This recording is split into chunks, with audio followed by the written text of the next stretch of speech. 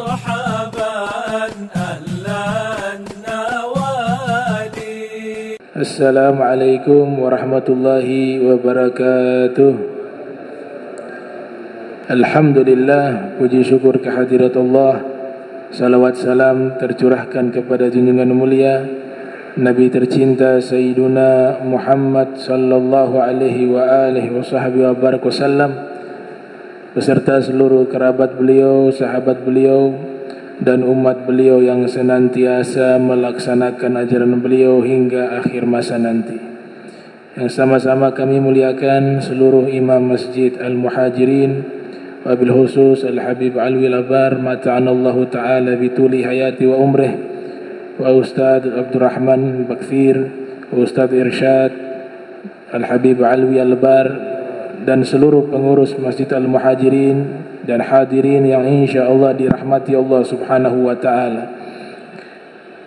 An Anasin radhiyallahu anhu anna Abu Bakrin kana yusalli bihim fi waj'in Nabi sallallahu alaihi wasallam alladhi tuwfiya. Dari Sayyidina Anas menyatakan bahwa Sayyidina Abu Bakar pernah menjadi imam di saat sakitnya Nabi sallallahu alaihi wasallam, waj'in Nabi, yang dimana wafat beliau di waktu tersebut. Sakit dalam ilmu akidah untuk para nabi kakhafifil marodi. Semua para nabi sifat jaiznya bisa sakit ringan, sakit-sakit ringan yang tidak mengurangi derajat kemuliaan mereka. Adapun riwayat yang menyatakan nabi keracunan, itu juga banyak dikritik oleh para al-muhaddithun wal muwarrikhun.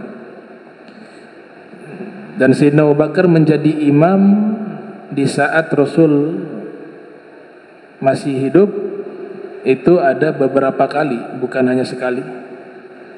Ya, ada beberapa kali. Nah, di riwayat ini dinyatakan di saat menjelang wafatnya Nabi, Nabi perintahkan Sayyidina Abu Bakar untuk menjadi imam. Maka tiba pada hari Senin, Yaumul Itsnain, dan mereka bersaf-saf di dalam solat. Maka Nabi membuka tirai. Fakasyafa an-nabiyyu sallallahu alaihi wasallam sitratal hujrati. Nabi membuka tirai di kamar beliau.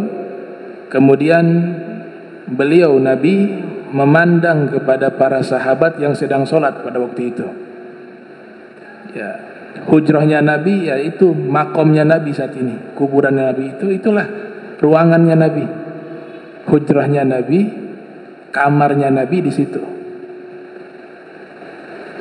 Maka membuka tirai langsung bisa lihat kepada para sahabat yang sedang solat pada waktu itu, dan imamnya waktu itu adalah Sayyidina Abu Bakar Siddiq. Wa huwa qa'imun ka'anna wajhahu waraqatu mushafin thumma tabassama yadhaku fahamamna an naftatina minal farah bi ru'yati Nabi sallallahu alaihi wasallam. Fanaqasa Abu Bakrin radhiyallahu anhu ala agibaihi liyasila saf.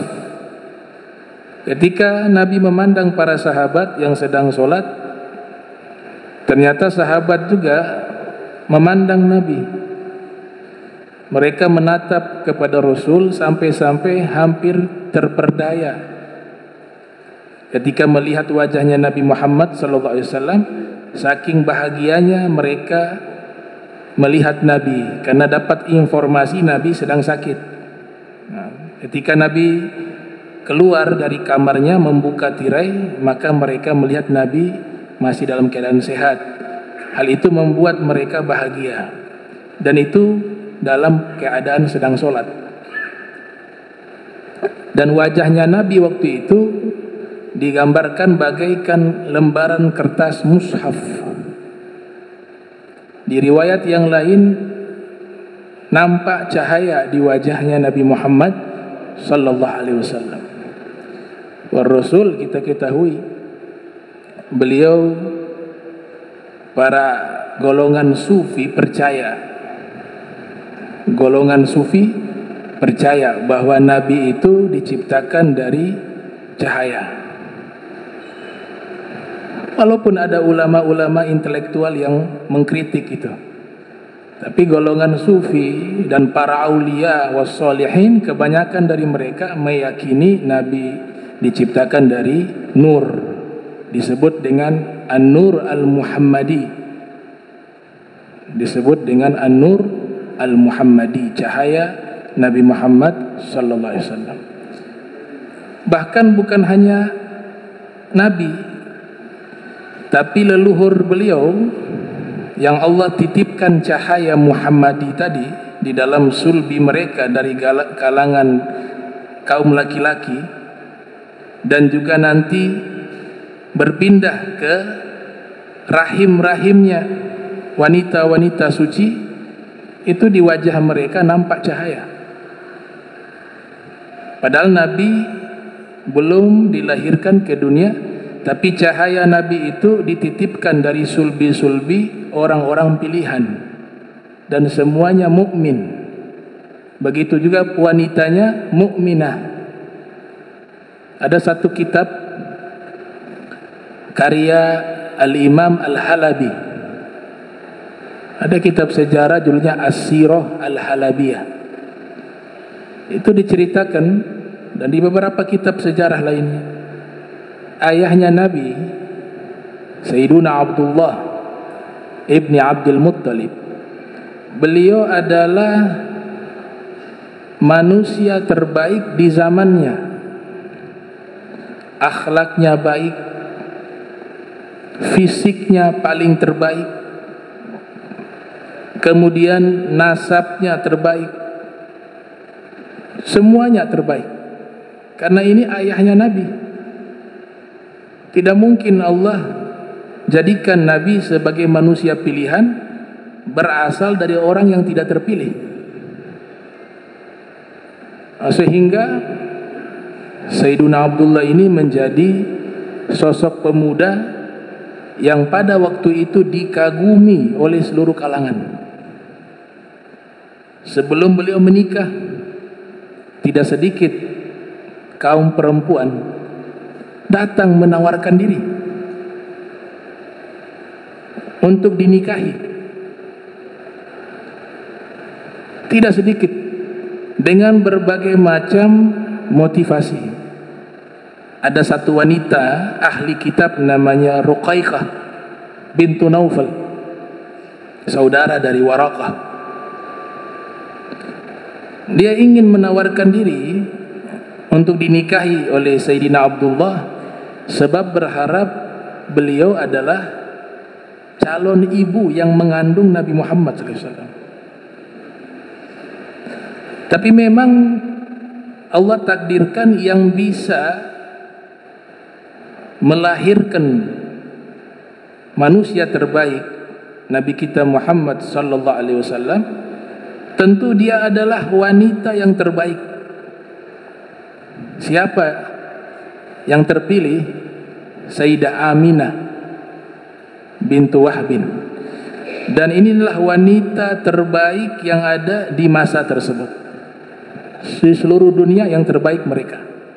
Lelaki terbaik Sayyidina Abdullah, wanita terbaik Sayyidah Aminah, akhlaknya baik, fisiknya paling cantik.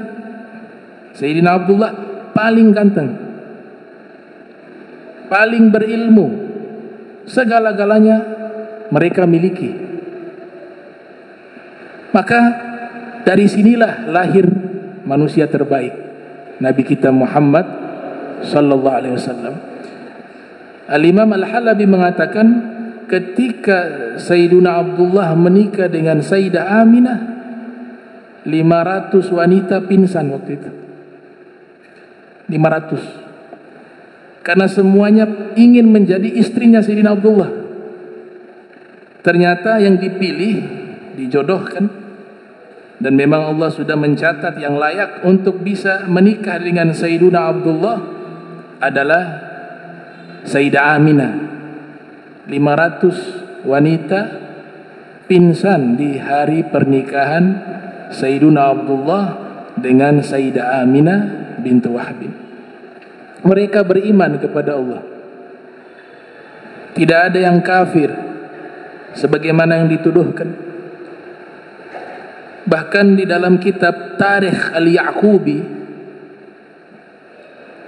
Al-Yaqubi itu ada satu riwayat Rasul sallallahu alaihi wasallam bersabda, "Innallaha yab'atsu jaddi Abdul Muttalib ummatan wahidatan fi hayatil anbiya'i wa zayyil muluki." Sesungguhnya Allah subhanahu wa ta'ala mengutus kakekku. Ada lafadznya mengutus, pilihan. Sesungguhnya Allah ta'ala mengutus kakekku Sayyidina Abdul Muttalib bagaikan satu umat. Jadi beliau satu orang, tapi Nabi katakan bagaikan satu umat. Itu menunjukkan kemuliaan kakek beliau. Fi hayatil anbiya, di dalam sikap seperti para nabi. Sikapnya seperti para nabi. Dan kostumnya, pakaiannya para raja. Di situ Nabi katakan bukan satu nabi tapi anbiya. Kakek beliau diibaratkan memiliki sikap perilaku seperti seluruh para nabi. Dan pakaiannya pakaian para raja. Itu kakeknya Nabi Muhammad sallallahu alaihi wasallam. Akhraja Abu Nuaim yang lahir tahun 336 Hijriah, wafat 430 Hijriah, dalam kitab Dalailun Nubuwah. Juga diriwayatkan oleh Imam As-Suyuti yang lahir 849 Hijriah, wafat 911 Hijriah, di dalam kitab Al-Hawi lil Fatawa. Nabi bersabda sallallahu alaihi wasallam, "Lam azal unqal min aslabi tahirina ila arhami tahirati." Senantiasa saya dipindahkan dari sulbi-sulbi para lelaki yang suci ke rahim-rahim wanita-wanita yang suci. Nah, sebab itulah Al-Imam Al-Habib Umar bin Alwi Al-Kaf, beliau menulis satu kitab yang membahas managib abain Nabi, managib dari leluhurnya Nabi Muhammad sallallahu alaihi wasallam, mulai dari ayah beliau, kakek beliau, hingga sampai kepada Nabi Adam. Dijelaskan satu persatu managib tersebut. Mereka semua yang dijelaskan itu adalah orang-orang yang dititipkan An-Nur Al-Muhammadi, dipilih oleh Allah untuk bisa menampung cahaya Nabi Muhammad. Judul kitabnya As-Sarhul Mumarrad wal Fakhrul Mu'abbad li Abai Sayyidina Muhammad. Jadi pilihan, semuanya terbaik. Lelakinya terbaik, wanitanya terbaik, yang menampung cahaya Nabi Muhammad sallallahu alaihi wasallam.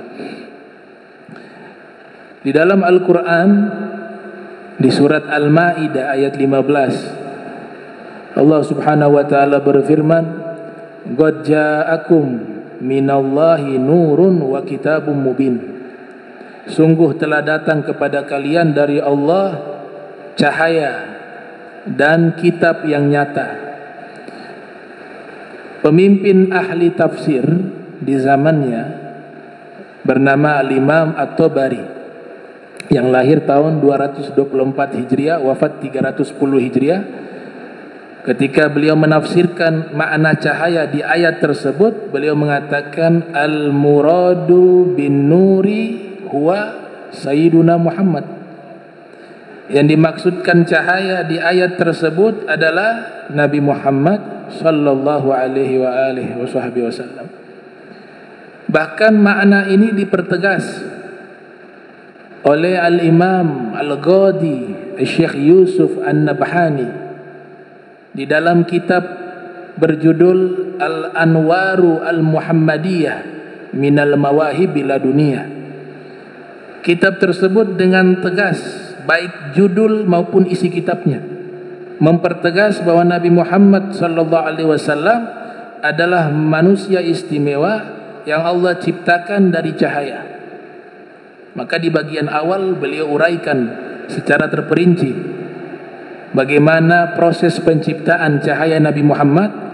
Bahkan dinyatakan adalah yang pertama kali Allah ciptakan adalah cahaya Nabi Muhammad. Kemudian dari cahaya itu diciptakan segala sesuatu. Itu diterangkan di dalam kitab Syekh Yusuf An-Nabhani. Dan cahaya ini disebutkan ketika Allah ciptakan, cahaya ini sujud, cahaya ini membaca tasbih, cahaya ini ibadah kepada Allah. Ada pertanyaan, sejak kapan Allah bersalawat kepada Nabi Muhammad sallallahu alaihi wasallam? Pertanyaan ini pernah diajukan, kemudian dijawab oleh salah satu ulama asal Mesir, namanya Dr. Fuad Syakir. Beliau mengatakan Allah bersalawat kepada cahaya Nabi Muhammad sejak Nabi Muhammad diangkat menjadi nabi. Kuntu nabiyya wa Adam baina ruh wal jasad. Nabi bersabda, saya diangkat menjadi nabi, ruh dan jasadnya Nabi Adam belum menyatu. Artinya Nabi Adam belum diciptakan. Jadi Nabi dilantik menjadi seorang nabi itu ketika Nabi Muhammad masih berupa cahaya, masih berupa An-Nur Al-Muhammadi. Ini menurut beliau, Profesor Dr. Fuad Syakir. Nah, sejak diangkat atau diciptakan cahaya Nabi Muhammad, di saat itulah Allah bersalawat kepada Nabi Muhammad sallallahu alaihi wasallam. Karena perintah salawat di dalam Al-Quran, Allah menyebut dengan lafaz Nabi.